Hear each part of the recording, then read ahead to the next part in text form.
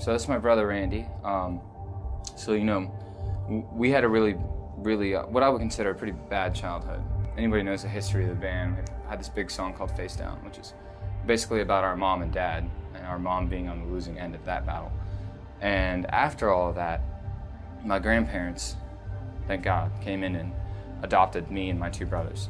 And from that point in time, we had just an awesome, we were just surrounded by awesome like Christian energy. So we went from a crazy drug, alcohol-induced, like hurricane of a lifestyle at the age, just between the ages of 3, I think I was like 10 and you were maybe 12, maybe a little younger than that, to living with my grandparents, which were, my grandma is like, you know, we call her the rock, because anytime we have a question about faith or the world, she's always able to find the right verse or say the right thing to get us to breathe in a sigh of relief and be like, okay, this is okay, everything's gonna be all right, you know?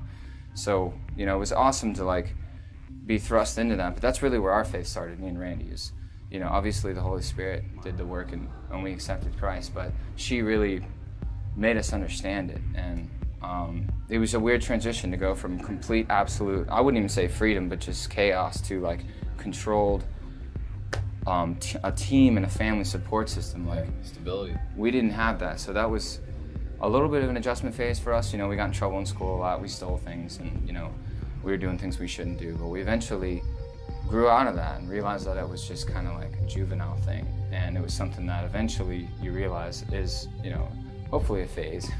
Hopefully you're not a career criminal at like 12, but I guess that is possible in the world. But so our first band, a lot of people don't know this is kind of a long answer, but I want you to have all of it, was actually a Christian metal band. It's called Dishonest. My brother was a singer / screamer, and I did some screaming too, and I played drums.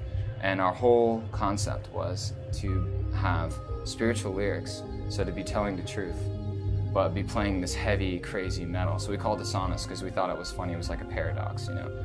We say we're dishonest, but if you read our lyrics, they're straight Christians. I mean, one of our songs was called Ask Omega. I mean, it's, I don't remember a lot of the lyrics because this is back like, you know, 12 years ago, but at that time he was writing all the lyrics and singing and I was playing drums, but it was a really cool thing, and we just knew that we'd want to do music forever. And there was another band doing pretty much exactly the same thing that we were doing 2 hours south from us, called Under Oath. And so they're basically like the Orlando us, and we were the Jacksonville us, or we were the Jacksonville them, however you want to look at it. Both bands were doing really well. Both bands had drummers that were singers and screamers in the front. Both bands were really heavy and Christian lyrics. And then Under Oath just exploded, and we were like, oh wow, that's so awesome for them. We're never gonna compare to that. Like, there's just no way, you can't touch it. And we're all big fans, still big fans. Hopefully they reunite. But there was just kind of a moment there where we're all looking around and we were like, I just don't think we're ever gonna, well, I don't think we're ever gonna touch Under Oath. So we just kind of like let that go. And then I started writing more like punk rock, post-hardcore music. And that wound up to me just kind of doing my own thing and him doing his own thing. So two bands came out of one, so there's 3 bands total. Dishonest, which was a Christian metal band. Then there was Rej Jumpsuit, which was just a rock band. And then there was Veronica's Veil, which I'm not sure if you guys had an actual... It was similar to Jumpsuit. More just a straightforward rock band. It was straightforward, just life experiences. Yeah.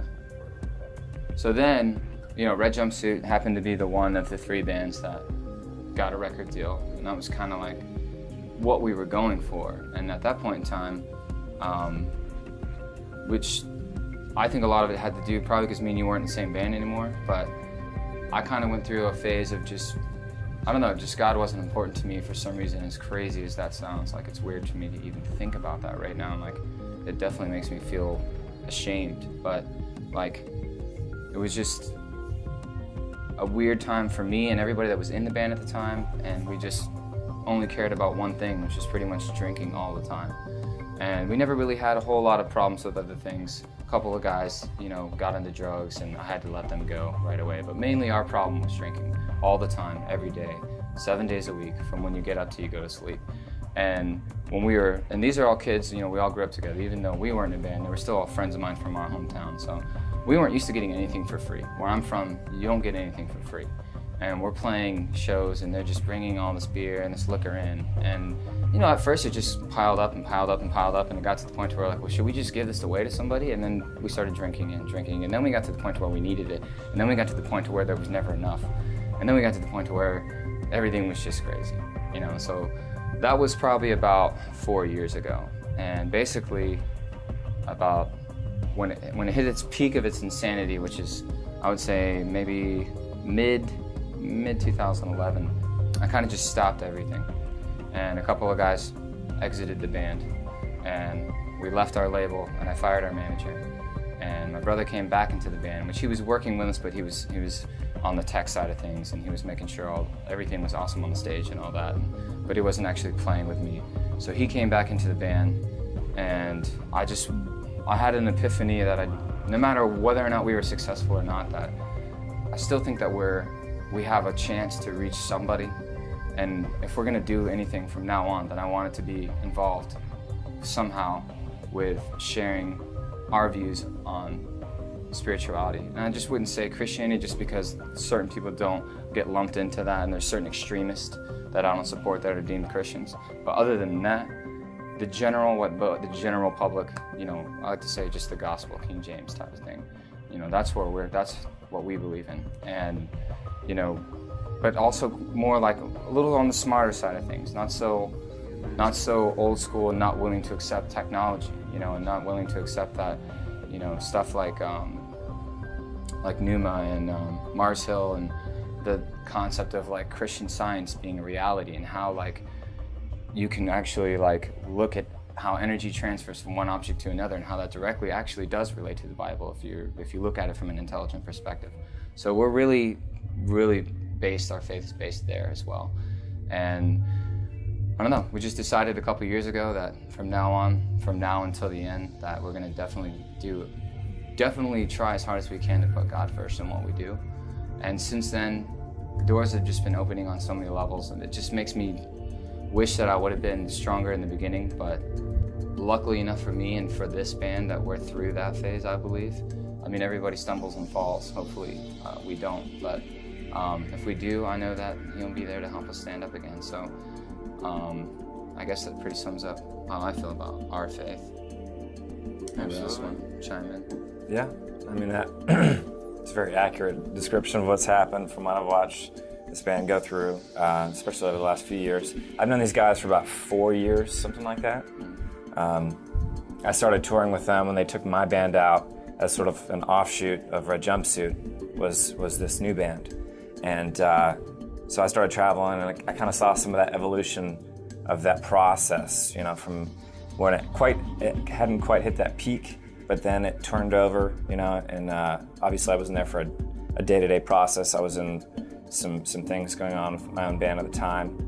But yeah, I mean, to kind of bring it back to your original question of the valleys and, you know, and the peaks, I think we've all had that, you know, as bands collectively that we've been a part of, or individually.